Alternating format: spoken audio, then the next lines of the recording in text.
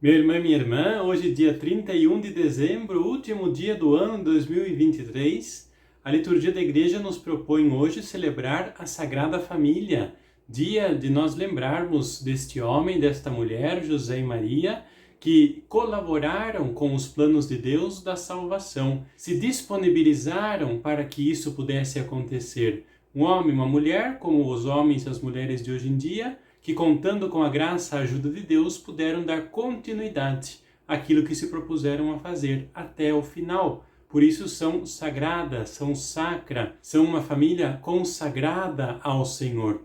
Justamente isso que nos fala a palavra de Deus deste dia. Vamos então escutá-la do Evangelho segundo Lucas.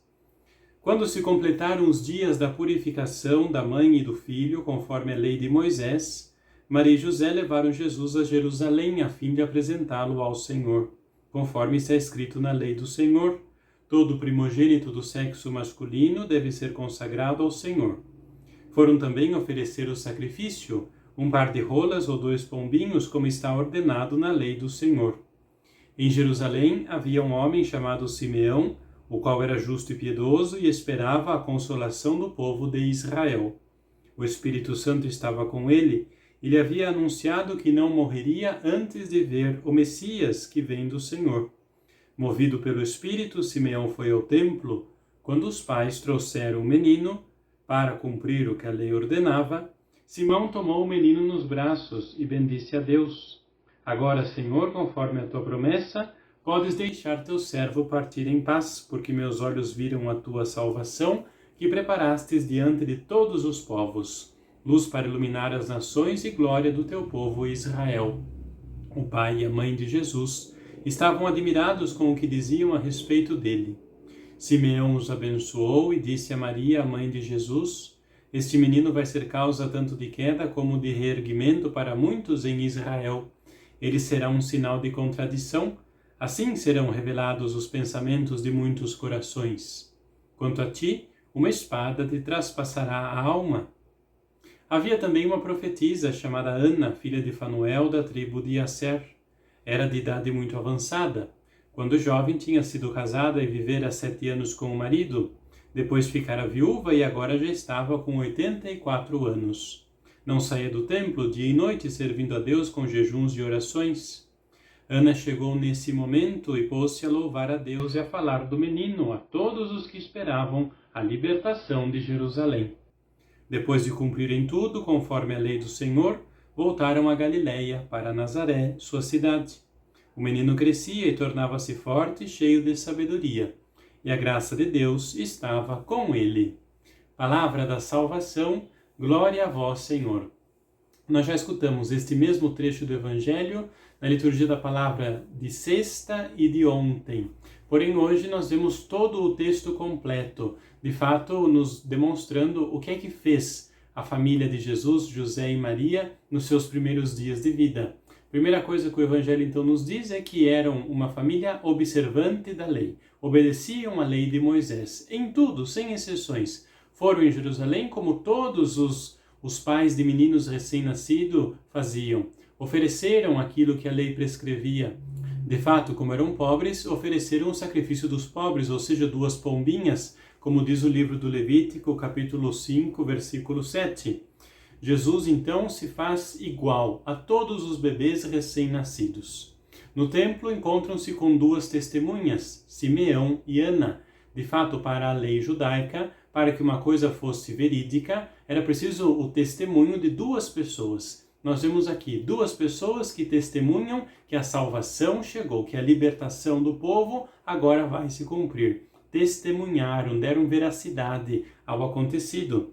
Ainda, depois de terem visto Jesus, não querem saber mais de outra coisa na vida. Simeão diz até mesmo: posso morrer, porque agora tenho a plenitude da minha existência, tendo me encontrado com Deus feito menino. Não preciso de mais nada sobre esta terra.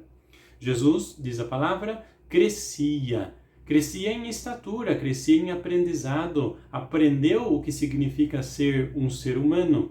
Jesus voltou para Nazaré, voltou ali para a simplicidade daquela casa. Não podemos nos esquecer disso, pensar que Jesus viveu entre as nuvens, viveu alimentado pelos anjos, Não.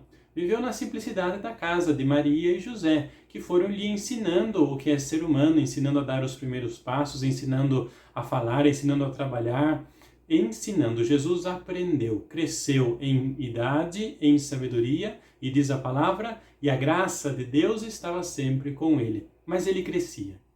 O que então que esta palavra, nesse dia da Sagrada Família, pode dizer para nós hoje? A primeira leitura hoje nos fala a respeito do mandamento de honrar pai e mãe.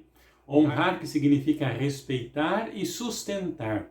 Mas mais do que isso, a palavra nos diz que honrar pai e mãe está no mesmo nível de que amar a Deus sobre todas as coisas. De fato, na ordem dos mandamentos, quando Deus deu para Moisés as 2 tábuas com os 10 mandamentos, na primeira estava amar a Deus sobre todas as coisas como o primeiro, depois o segundo e o terceiro. Na segunda tábua estavam os outros 7, cujo primeiro mandamento é honrar pai e mãe, para dizer que no início de tudo, no mesmo nível, está amar a Deus e honrar pai e mãe. O que se faz então a Deus deveria se fazer ao pai e à mãe. A mesma devoção, a mesma veneração, o mesmo tempo que eu gasto para com Deus, deveria também gastar para com os meus pais. E o contrário, aquilo que eu faço para os meus pais, de às vezes não tão bom, de falta de honrar, falta de respeito, falta de sustento, estou fazendo para o próprio Deus. Então este é o parâmetro. O que faço para Deus, deveria fazer para os meus pais. Mas o que faço para os meus pais, estou fazendo também para Deus. Que a gente possa pensar nisso. Depois, nós vemos o exemplo da Sagrada Família. A primeira coisa que fizeram, depois de passados os dias que a lei prescrevia, foram ao templo consagrar o menino a Deus. É isso que os pais têm que fazer com os seus filhos, se pretendem seguir o caminho do Senhor e se querem que a graça de Deus esteja sempre com eles, dando-lhes sustento. Oferecer os filhos, consagrá-los a Deus, porque os filhos são dom de Deus, não pertencem, não são propriedade dos pais. São dons que Deus dá àquele casal para que o protejam, para que o ensinem, para que um momento saia do ambiente onde eles estão e ele também se torne um pai, se torne uma mãe. Para isso são os filhos, dons de Deus na vida de um casal. Por isso é preciso consagrá-los, ofertá-los ao Senhor.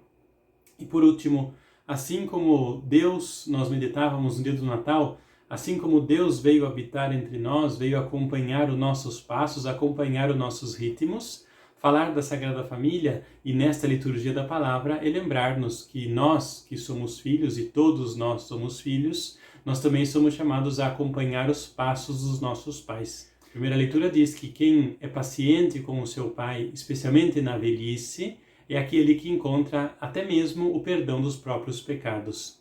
Então, Deus nos dá também esta maneira de purgar, de aliviar o peso dos nossos pecados, sendo compreensivos com os nossos pais, acompanhando o ritmo deles, acompanhando a velhice deles. Isso é o que nos lembra também a liturgia da palavra deste dia.